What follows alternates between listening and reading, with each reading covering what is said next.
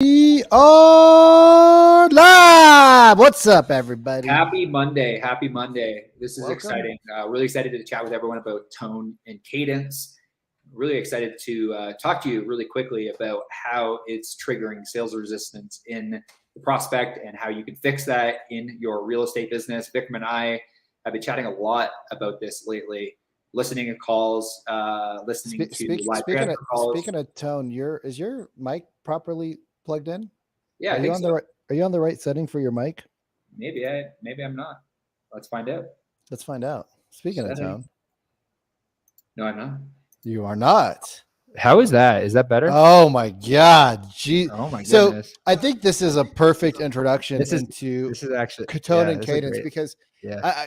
like so many people, right? When you start to train your ear, Mhm. and the way you train your ear is the same way that a pianist comes with the tuning fork and they train their ear and they could just press the button and they're like, something's off. I don't know necessarily what's off yet, but something's off. And I was listening to you, and as I was listening to you, I'm like, bro, something's off on your tone. Yeah. Because we spend so much time reviewing calls together. We spend so much time practicing together. We spend so much time on Zoom calls together. And here's the thing. Cody did a mic check, right? In order to get into StreamYard, Cody had to do a mic check. He could hear himself talk. Mhm. And you still missed that you were using the wrong mic. Yeah. And it's so interesting, like, the fact that we're talking about tone and cadence and my mic wasn't working properly. Totally. It's hilarious. I think that the importance of like role playing and practicing daily, especially tone, like curiosity, empathy, like I find I struggle sometimes with tone. So I said this recently. Let's unpack that a little bit. When you say you struggle with tone, what do you mean you struggle with tone? It's like we're all born with tone. What are you struggling with? Yeah, so I find that sometimes I ask questions not in the right tone. Like in the beginning of a call when I'm speaking with a real estate agent, or I'm listening to a live transfer call, when I'm talking to agents, there's a level of curiosity that a lot of agents struggle with, that curious tone. So I find like I have a trigger word whenever I'm asking questions that allow me to flip from tone. So my trigger word is, I might say something like this, like, like Vikram, like I'm really curious. And the reason that I say like Vikram, I'm really curious is because it triggers my curiosity, and it's a reminder. It's a reminder that I need to use a curious tone. And I might say something to Vikram like, I'm just curious, like, was the big backyard the most important thing, or would you say like the home closer to the school is more important? Like, what would you say in a perfect world would be the most important criteria that you're looking for? Now, I'm asking that question in more of a curiosity tone. I think when I listen to a lot of live transfer calls, and I listen to a lot of agents, or even listen to our business development team, there's a level of misunderstanding of like how to ask questions. Because what ends up happening is if you don't have a curious tone, you end up sounding like you're interviewing somebody. So if you don't have a transition, so there's a fundamental flaw that doesn't get taught often enough when people are using scripts. And what I've realized is that it's not that people don't want to use scripts. In fact, I would argue that more people want to use a script, but they want to know a couple of things. One is they need to know they need to be taught how to transition from like the inquisitive part to the I'm going to ask for an appointment part, or from the opening of the sentence or the opening of the conversation, right? Whether you're doing a follow-up call. You guys, this is important when you're calling. Think about right now. You have a lot of sellers that are very frustrated. You have a lot of agents who are very scared to have the conversation with the seller because they don't know what to say or how to say it. And because maybe, like, let's just say that probably your process was off, right? So you didn't tell the seller like, hey, we're going to do the review preview. We're going to, basically that's Sharon's cool language, but what we did in our office every Friday, we told them, hey, this is what we're going to do over the week and the weekend, right? This is what we did over the week. So they got a full picture of what was happening. But in this market, when you guys have to call these sellers that are frustrated that their house doesn't sell, what tone do you want to use? What's the tone you're going to use? Are you going to come in and like be confrontational, or do you want to be a little bit more empathetic? Yeah, I think that the idea of tonality and like, even talking about how my mic probably sounds 10 times better than it did when we first 10 started. times better. When you think about the approach that you take, a lot of people, like, it's not just the questions you ask, it's the how you ask the questions that really matter. The other day I was listening to a live transfer call, and I think we chatted about this on Friday, where the agent had triggered a ton of sales resistance because she wasn't listening. Right. Not only was she not listening, she was confrontational with the seller. Like, she just sounded too happy, and the agent, like you sound happy, you're not listening. Right. And you trigger resistance in the sales prospect because the prospect thinks that you care more about yourself than you do about them. Well, let's break that call down. So when you call somebody, right, you get on the phone. Hey, how you doing? I'm Vikram. I'm so excited to talk to you. Yeah. Like, how does that feel to, like, when I get on the phone and when you and I call each other, and if I like, unless I want to get a reaction, I'm not like, yo, Cody, what's, you're like, yo, what's up, bro? What's going on? It freaks you the funk out. Totally. And yeah, there's an element of wanting to break the ice. Like, I think when I hop on a Zoom call, I'll be like, hey, what's happening? Like, where are you at in the world? I'll ask, like, curiosity based questions. Yeah. But when you're like, there's different types of calls. Like, when you're taking a live transfer call, especially like the curious tone, in my opinion, is one of the best tones that you can really lean into when you're asking, a seller questions about specifically why they think the home didn't sell, because they might have their own presuppositions around what specifically happened, what went wrong. Yeah. And then you'll be able to craft an offer specifically towards how they feel, because people make buying decisions, people make selling decisions based on emotion. Right. So if you don't understand them on a deep level, and this is the whole reason why, like, I think that part of the reason that this call went so poorly, and the agent just unfortunately just couldn't see it. They couldn't see their own flaw, even after listening back to the call themselves. That there's an element of questions and how you ask them that allow you to open up the prospect so that they actually feel like you care about them. It's like, that's kind of like the empathetic tone, where it's like, I think empathy in tonality, you actually have to give a shit. I do think there's an element behind that within sales where it's like, you have to want to actually help people. And if you don't want to help people, you're in the wrong business.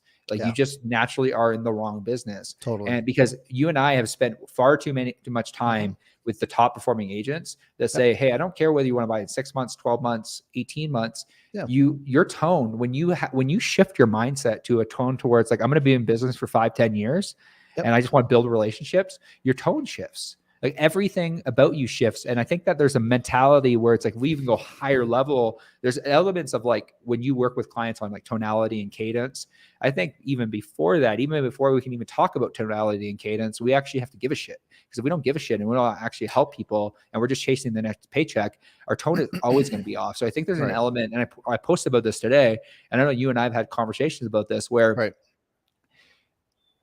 it's really hard for a lot of agents to live from a place of abundance when they're not currently in abundance. So it's like, you almost have to be chasing the 10-year version of yourself. So there's an element of like, we chat it consistently. And I know you and I have had this conversation where it's like, half the battle with a lot of agents right now is just the mindset of what it takes in order to live from a place of abundance. Because if you're not living from a place of abundance, it's very difficult to even talk about tone and cadence. So I'm gonna tell you something funny. We talk about how expensive it is to become a real estate agent, right? Which is the fundamental flaws in this industry, right? Yeah. How expensive is it? So I'm doing my I have to renew my managing broker's license, right? Every 2 years, I got to renew it, 30 clock hour course, whatever. And I'm thinking it's going to be like $400 or $500. I don't remember how much this shit costs. It's like every couple of years, right? So I'm thinking it's like $400 or $500. So I'm in my email in the checkout page, and I'm trying to find the discount code. I go to the checkout page. It's $100. It's $125, and I get a 20% discount. So I'm going to spend $100 to renew my license. Okay, well, how much did it cost me to get my license? Like $1,000, $800. Yeah. And here's a challenge: if you have to borrow money to go get a real estate license, you're going to have a hard time spending money because you started this with scarcity. Yeah. And when you get on a call and you come in with an attached, let's talk about it. So when you come in and you're attached, right? I need this people to buy a house. I need them to sell with me. I need a paycheck, right? We're already coming in with scarcity. And if you come in with scarcity, right? And this is one of the things that one of my clients, she's a rock star. We started working together about about 2 months ago now. Right.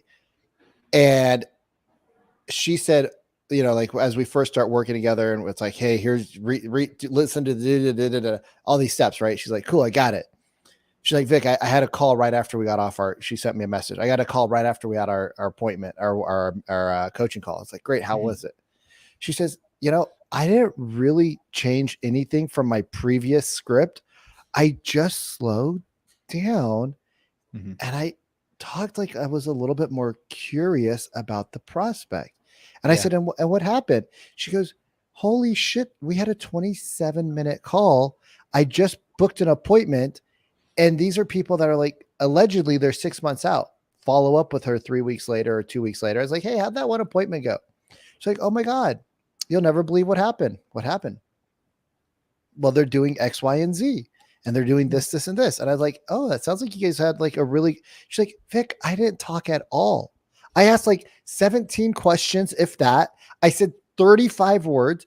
We booked an appointment. They signed up. They're ready to buy. They want to potentially sell another property. I'm going to go check out this. I'm going to go do this. I'm going to go do that. And I was like, and what do you think triggered that? She's like, I just didn't talk. I just listened with a curious tone, right? I talked soft. I actually wanted to know what they were doing. Like it seemed like cool people. And this is a person who did over $200,000 last year in GCI. This isn't like an agent who sucks, but because she slowed down and she was a little bit more curious. Now, you guys, slowing down doesn't mean that you have to give away your power. You can still control a conversation, but you can pause and be, hey, can we rewind that a little bit? Walk me back. Tell me, you said that the house was too small. Like, I just curious, what did you mean by too small? Because when a lot of people, I think going back to cadence, questions, and tone, we got to talk about assumptions.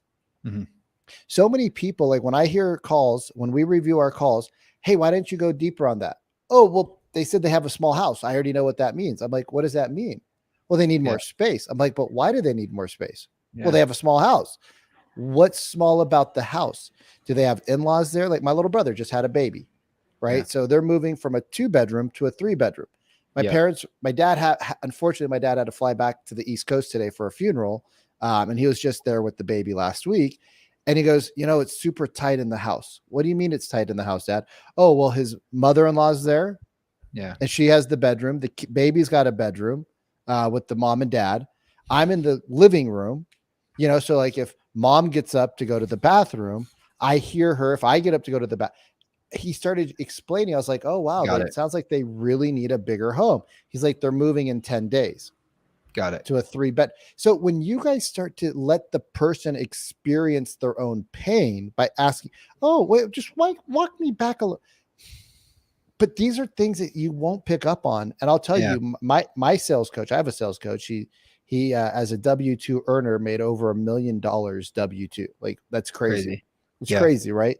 And when we talk, the first thing he says is, Vic, let's just listen to a call. He's like, just grab a call. I'm like, bro, they suck. He's like, do you think all my calls are good? I was like, but dude, you guys, like you got to listen to your calls. And there's only one reason why you don't want to listen to your calls. Yeah. You just don't give a shit.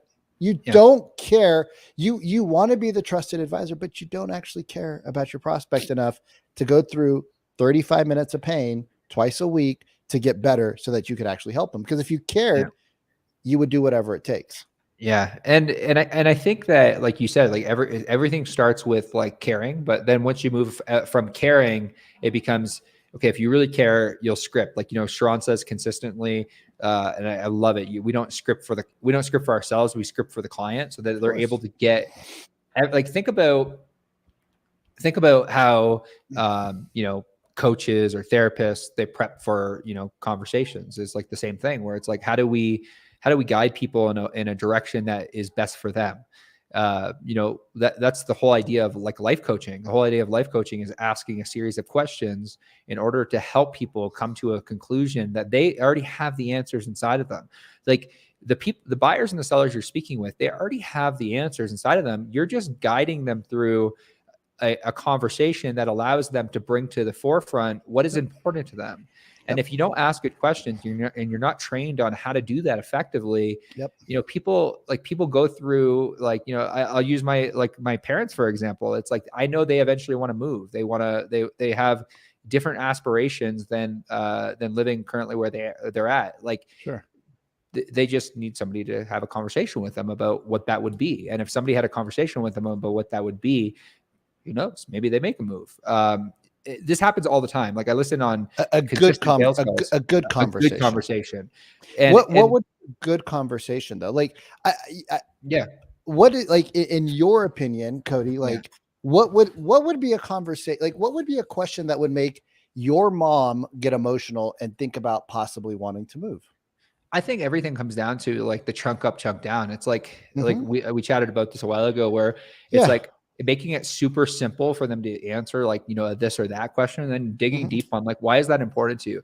I think just like understanding, like Simon Sinek talks about this consistently, about like, understand why, like if you can just understand why, I think like just starting there, I think agents just asking the question why will give them a better understanding of like what it is that is important to that prospect. Like, why are they still renting? They're renting because maybe they have flawed information. They're renting, or that they haven't downsized yet because they haven't found anything. Like, this was an example of a call the other day where the agent glanced over. So the guy had said they were in the Toronto area.